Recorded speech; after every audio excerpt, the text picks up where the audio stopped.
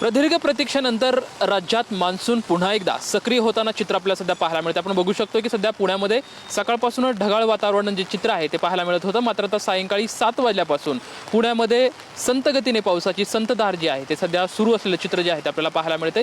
एकंदरीतच उन्हापासून आणि उकाड्यापासून पुणेकरांना दिलासा, एक आल्हाददायक हवेमध्ये गारव्याचं वातावरण सुद्धा आपल्याला या ठिकाणी पाहायला मिळते। आपण बघू शकतो की पुण्यातल्या स्वारगेट परिसरामध्ये ह्या पावसाच्या ज्या सरी आहेत ते बरसताना आपल्याला सध्या पाहायला मिळते।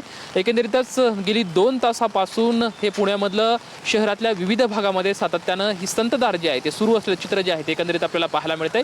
मान्सून पुन्हा एकदा राज्यामध्ये सक्रिय होत असताना हे दिलासादायक चित्र जे आहे ते सुद्धा आपल्याला पाहायला मिळते। पुढील 2 दिवस पुण्यामध्ये ऑरेंज अलर्ट जो आहे तो जारी करण्यात आलेला आहे आणि एकंदरीत आता राज्यभरात सर्वदूर पाऊस पडेल असा हवामान खात्याने अंदाज सुद्धा वर्तवण्यात आला आहे। एकंदरीत आता वर्धा असेल, छत्तीसगड असेल किंवा या भागापर्यंत मान्सून जो आहे तो पोहोचलेला आहे असा सुद्धा हवामान खात्याने अंदाज वर्तवण्यात आलेला आहे।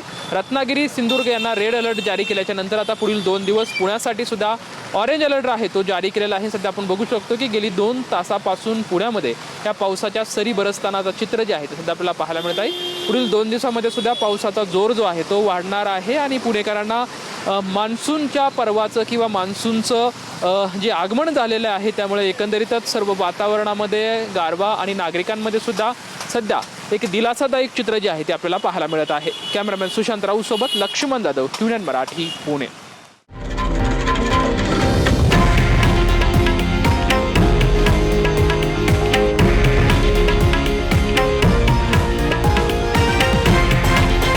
हे आहे देशातील नंबर 1 न्यूज नेटवर्क आणि आपण पाहत आहात TV9 मराठी, एकमेव।